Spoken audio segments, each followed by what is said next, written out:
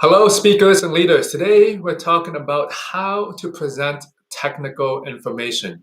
And this topic is very important because if you're watching this, maybe you're wondering, oh, I have so much information. How can I condense it and make it easy to understand for my audience? I know a lot of people are probably wondering, well, if I have pages of info, like how can I just really condense it down maybe sometimes to one slide? How can I make it engaging? Well, today we have the amazing Elizabeth Spradley here with us to talk about how to present technical information. Now, if you have not met Elizabeth yet, Elizabeth is a Ph.D. and is a professor of communication, former IPDA national debate champion, wife and mother of four. She teaches courses in communication and researches a variety of topics related to health, narrative, crisis, risk, identity, and work life. So, Elizabeth, I'm super glad that you're here with us. Welcome. How are you? That was a great introduction. I hope I live up to it. So, Elizabeth, let's get right down to it. Mhm. When it comes to presenting technical information, where should we begin? It's a big topic, but where should we start thinking about Well, first? I think that a lot of people will start with their content area. They'll think to themselves, I have this information that I need to convey to this group of people. And that's a great place to start when you're thinking about technical information. You think about what is the information that I need to impart, but you have to start thinking about who is my audience really early on in that process, not just your content.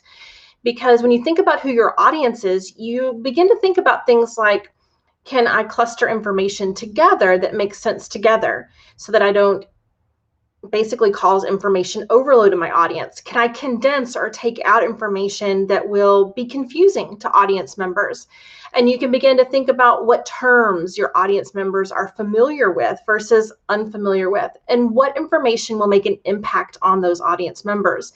And so it's never too early in that technical presentation to begin thinking about the people that are actually going to be listening to the presentation and that you'll be engaging with as audience members. And I think that's, in addition to the content, the audience is the next place to start. And Elizabeth, you're packing a punch already. Thinking about the audience, the content side of things. So let's say uh, technical information. Do you think a lot of people who are presenting technical information know that they're presenting technical information? If that makes sense, it feels like sometimes you have a course of knowledge. Um, and I think sometimes people feel like, oh, they just present it like other people understand it. So when you say think about the content, how do we kind of avoid information overload? Because again, we have all the information. Like, how do we avoid that? That's a great question. And I think that the answer will be slightly different for different speakers. So you have to consider the context in which you're presenting. So if you're a business person trying to crunch numbers and present data to clients or to colleagues, you're going to have to think about the context that you're in which data is most important, most compelling, and then you're going to have to put it together in a way that makes sense and tells a story for your audience. If you're thinking about someone in industry who's trying to explain a really complex product to people that might buy it but don't need to know the technical intricacies of every aspect of the product, you have to consider which intricacies are most valid and important to them that they will need to know versus those that are not as important to them. And so it kind of goes back to your audience. So you're striking this balance. Another thing that you have to think about is jargon. Jargon is going to be the technical terms that are associated with your particular business or your particular discipline. And so sometimes you're going to be presenting in front of people that they know the jargon, they speak the language, they know the lingo, right? And they're going to be right on the same page with you whenever you use those terms. And so you might feel this sense of it's okay to use those terms in those instances. And you have to make judgment calls on that. But oftentimes we're speaking to people that may not know the jargon, that may not know the lingo. And so you want to avoid things like acronyms for terms or organizations for which people may not know the acronym. And you want to avoid terms that are really, really technical, especially if there is a synonym that you could use that is more socially understood and more commonplace. And you really have to consider what level of technicality is needed in order to achieve your purpose as a speaker. Because in some cases, in front of some audiences, let's face it, you're going to need to provide technical information. So just break it down into chunks that are understandable and organize really clearly, and try to keep your audience engaged as much as you can. If you're talking about data, make the data tell a compelling story whenever you communicate it. And if you're talking about intricacies of a process or a product that is really, really specific and technical in nature, consider what aspects of that product or process your audience will need to know in the long run. And you have to remember too, most presentations, there are opportunity for clarifying questions at the end and follow-up. And sometimes you'll find out that your audience does want more. They're hungry for more specifics or more technical information, but sometimes they don't. And it's probably a good thing that you avoided some of those things in the presentation. Public speaking is about judgment calls, but when you know a lot about your audience and a lot about your content, you can organize, cluster, and chunk information, tell compelling stories with your information, and make decisions about what to include and what not to include in order to best accomplish your purpose. Elizabeth, I have so many questions for you. You're packing a punch every single time. Can we go back to understanding your audience? Definitely. Well, if you're saying to me, understand my audience, what does that really mean? Let's say I know, okay, I know I'm presenting to the executives, or I know I'm presenting to my colleagues. Isn't that enough? Well, what else do I need to do? I know. These are the people I speak to, right, all the time. What else can they do? Well, let's face it, your audience, despite the fact that you might know who they are, do you know their listening preferences?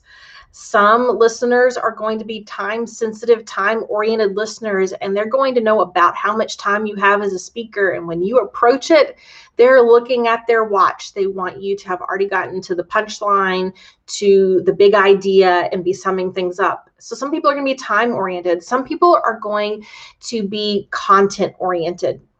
And they're really going to just dissect every little thing that you say and really chew on your words of your presentation and really pay attention to it. Some people are more people oriented, and so they're going to be more engaged with stories or how this affects individuals or groups of people.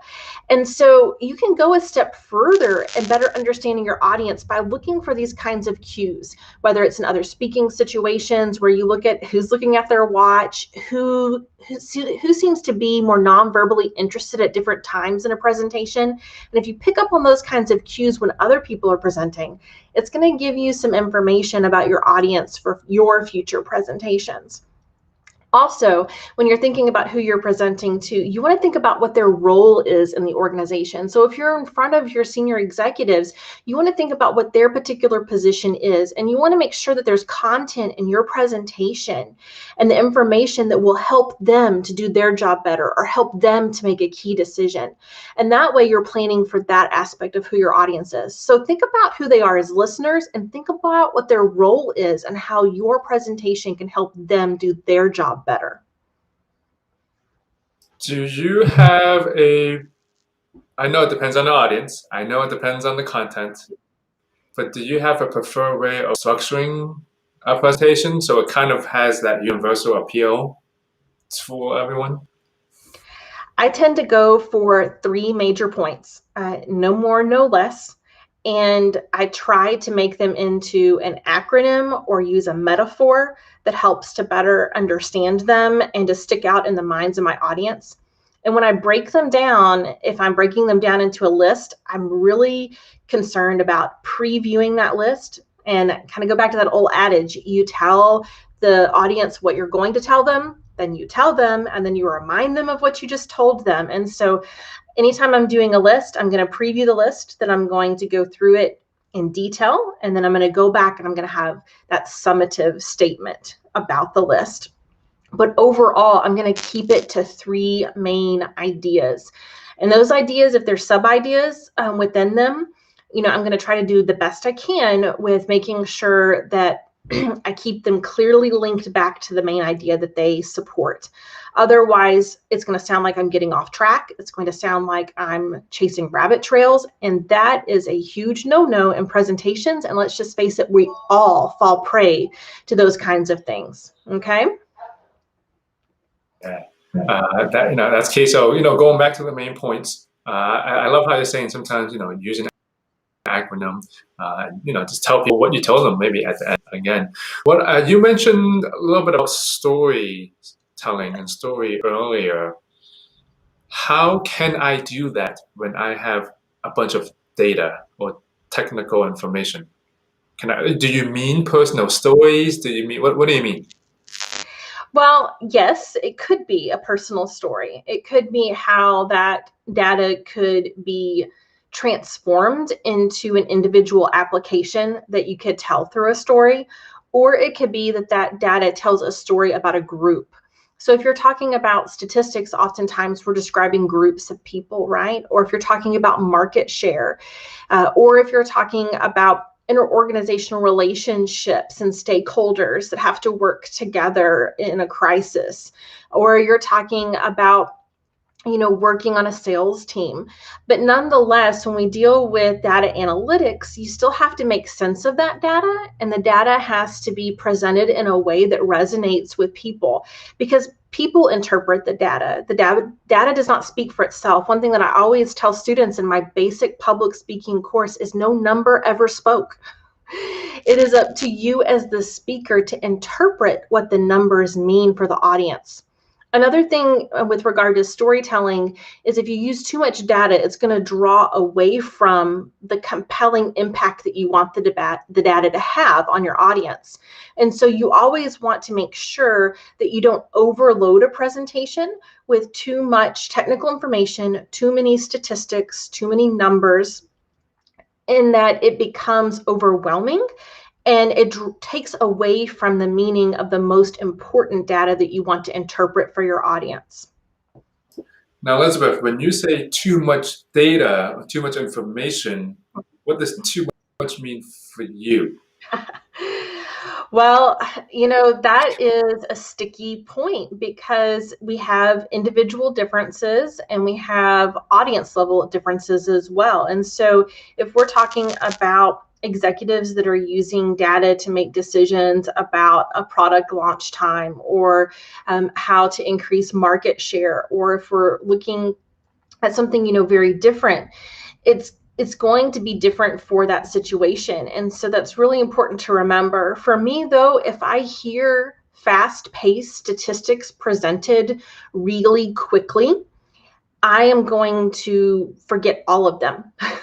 So slowing down a bit and putting maybe a face, a name, or a situation to the statistic, or using an analogy in a way that helps me understand, well, what does that statistic mean?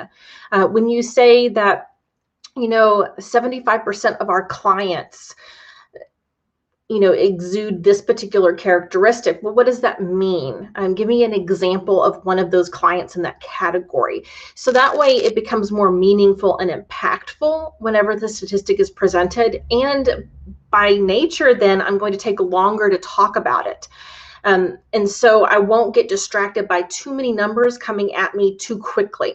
Now, of course, charts and graphs are ways to visually represent and condense a large amount of data into one representation that helps the audience to understand it. But even then, it's still up to the speaker to explain it.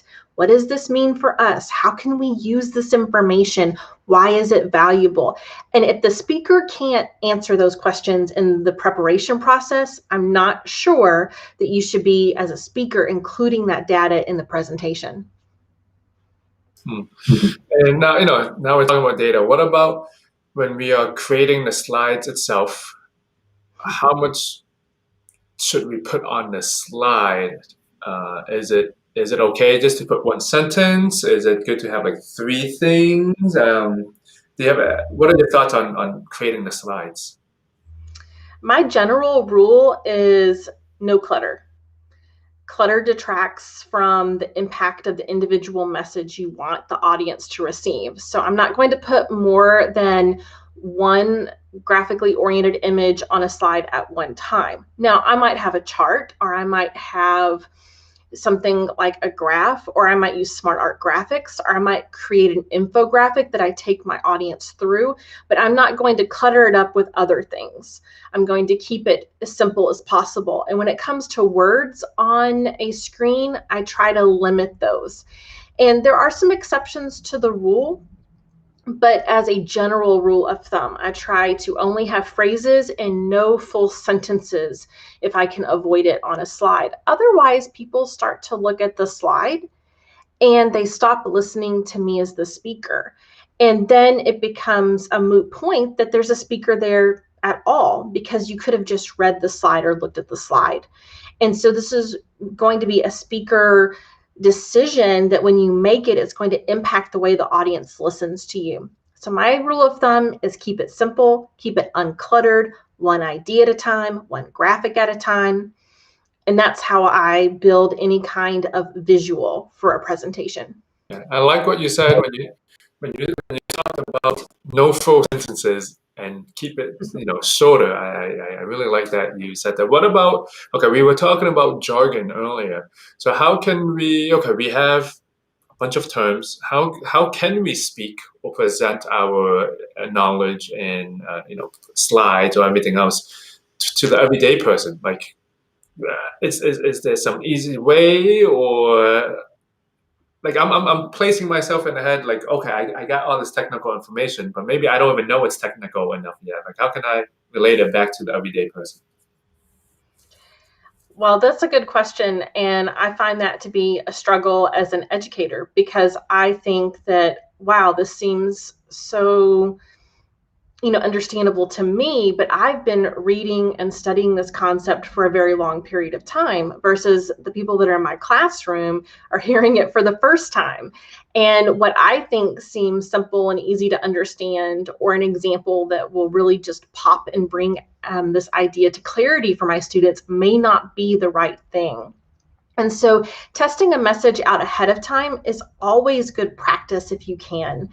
And I highly recommend for you to have someone that is not closely associated with your job, that's not closely associated with the content that you're going to speak on, to just give it a listen.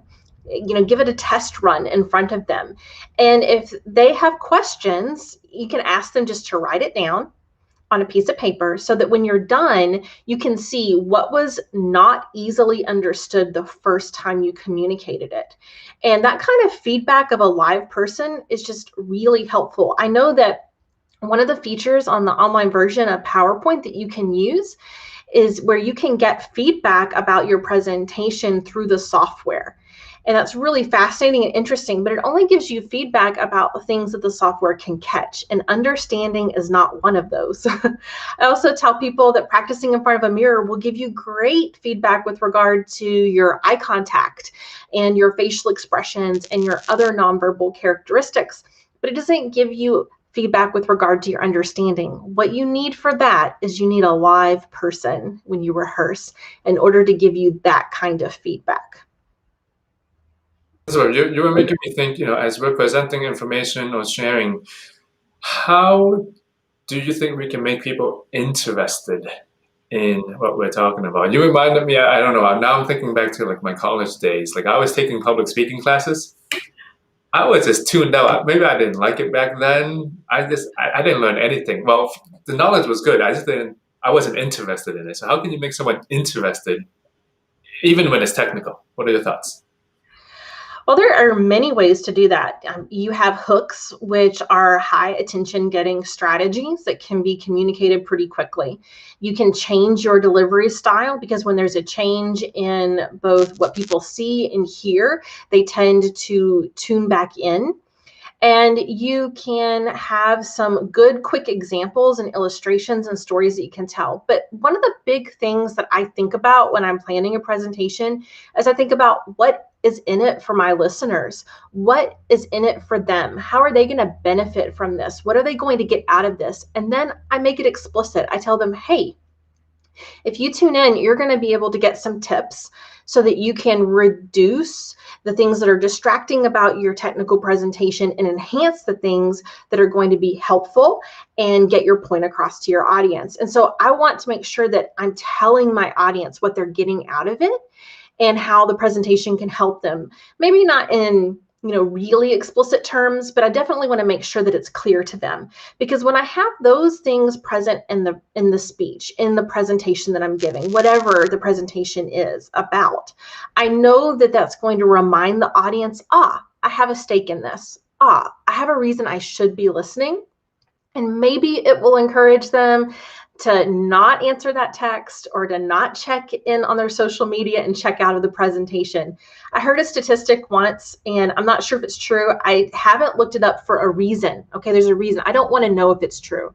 But what I heard was that the average adult has like a 5 to 10 second attention span. And it was so deflating to think that that is how long you have an adult listener. I just thought, I don't even want to know if this is true. But if there's any inkling of truth to that, what you said about having, these different things, different places in the presentation that cause the audience to reorient toward the speaker, a change in delivery, a change in content, an example that's interesting, a story that's told in a compelling way, or you have something that reminds the listener of what it is they're getting out of the presentation. Those things interplaced throughout a presentation are going to help keep their attention. Elizabeth, you brought up another thought for me. Let's say you're presenting information or research or facts, like you said. Okay, let's say you don't know if it's true. 5 to 10 seconds, people lose their attention span. When we are presenting or sharing information, is it more important to be accurate, or can we flub it a little bit sometimes to try to get the point across? What are your thoughts? Well, I think that your credibility as a speaker is always at stake with regard to accuracy. So, for example, I'm not going to tell you with great confidence that adults only have a 5 to 10 second attention span. I'm going to admit that I'm not sure if that's true. I heard it and I logged it away in my head, and I don't even want to know if it's true. I'm going to be honest about that because you heard honesty is the best policy. But with regard to technical information, whether you're talking about statistics, facts about something, details of a process, particular words that have very specific meanings, when you're inaccurate with that, it may not be an audience member present in the moment that recognizes that inaccuracy. Maybe it's a listener later through YouTube or through another channel, and they hear that inaccuracy, and it's going to diminish your credibility as a speaker. It's not worth it. It's not worth it to lose your credibility, and it's much harder to regain it back than to have just been honest and accurate in the moment with regard to the information you're conveying. Yeah. That makes a lot of sense, and half the time, sometimes when we have all this research, sometimes we don't even know if it's true anymore. With Google, everything's bouncing back and forth. Well, Elizabeth, let's recap a little bit, okay? We talked about a bunch of things, from knowing the audience to content to story to presenting the right information. If I was someone going to do a technical presentation right now, can you kind of recap the steps I should take? Pretend someone is watching this right now and they're thinking, oh, after this video, I need the steps because I have to do a presentation in the next day. What would you suggest them the steps to do? Definitely. So first, I would ask them, what do you need to communicate? What is the content that you're being asked to share with this audience? And get that down. If it's in bullet point, start out with bullet point. If it's in a more detailed outline format, start there. But just get the content part down. Then ask yourself, what does my audience expect? And that includes timing. That includes certain content that they would want to hear. What does my audience need from this presentation? So this might go back to, are they going to have to make a decision about something that they're going to learn through the presentation? Are they going to have to implement a process from this presentation? So what does my audience need, not just expect to hear? And then also ask about your audience, what will help them? And then after I have the answers to those questions, I can go through and I can start the process of, okay, how am I going to start the speech? How am I going to get their attention in the beginning? Then making sure I preview all my major ideas, and then breaking my ideas into 3 main points that I want to communicate with sub-development. Making sure that if I have technical information at different points, I ask myself, is there a way I could visually represent this? Can I cluster ideas together? Is this something that I have emphasized the meaning of it, or how to work with this information, or what to do with it? Do I need this much of it? Can I take some out? And ask those questions as you develop those 3 main ideas with sub-development. And then you want a really great conclusion. You want a summary, but you want to, what does this mean? What do I want my audience to think about as they leave this presentation? You need a really great last line so that nobody can question whether or not the presentation is over and have that awkwardness. But a really great line with a pause afterwards lets everyone know you're done. When you're done with the content and you've thought about it from an audience-centered perspective, then you're ready to think about, okay, what about a presentational aid? What would help this idea pop? What would help illustrate these statistics? What would help bring this particular point home? And if you aren't going to be showing some slide or other visual because there's nothing that matches up with the content at that time in the speech, that's fine. But put something up there that's a placeholder or that's blank. Don't leave things up for your audience to be distracted by, especially like graphs and charts that have a lot of technical information in them. Because if you leave it up, that's where they're visually going to put their attention.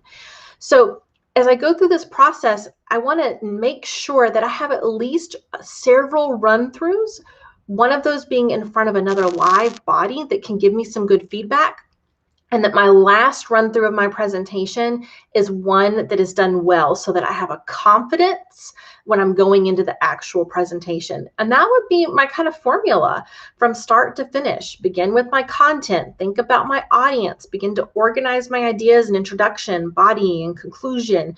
Think about what I might include on my presentational aid that's necessary and helpful and keeps the audience's attention and doesn't distract. And then have some good rehearsal that includes in front of a live audience. And at the point in which I've done all of those things, it's an investment, but it's an investment in a goal that I have in front of this audience. And if I've really invested in that in a smart and effective way, I'm more likely to have the outcome that I want and feel very confident about that outcome. Wow. Ladies and gentlemen, there you have it, man. That process, okay? And the tips that Elizabeth gave you, I have to say, if you're watching this or the replay of this, go back and rewind and listen to that over and over and over again, because that was amazing, Elizabeth. And you basically broke it down. If someone really wants to take it to their next step when they want to create a presentation or become a better speaker, if you even do one of those things Elizabeth is telling you, you'll be far ahead than the rest of your colleagues and friends when it comes to presenting. Elizabeth, I want to say thank you so much for being on with us. If they want to keep on connecting with you and following you, where's the best place to go connect with you? My social media platform of choice is LinkedIn. So please find me, Elizabeth Spradley, on LinkedIn. Hey, Elizabeth, I want to say thank you so much. Any last words before we go for the day? Well, I just want to encourage everybody that no good public speaker is born that way. All public speaking can be learned. And so don't think that you can't enhance your skills as a speaker. And don't think that you can't give a technical presentation. You can. You just need to think about what your audience needs to get out of it and really fine-tune the content to keep them interested, to help them understand the value of what they're learning, and to cluster ideas and not overwhelm them. Yeah, well, there you have it. How to present technical information. Elizabeth, I want to say thank you once again, and for the audience that's tuning in, thank you once again, everyone. Go connect with Elizabeth on LinkedIn and have a great day, everyone. Bye-bye.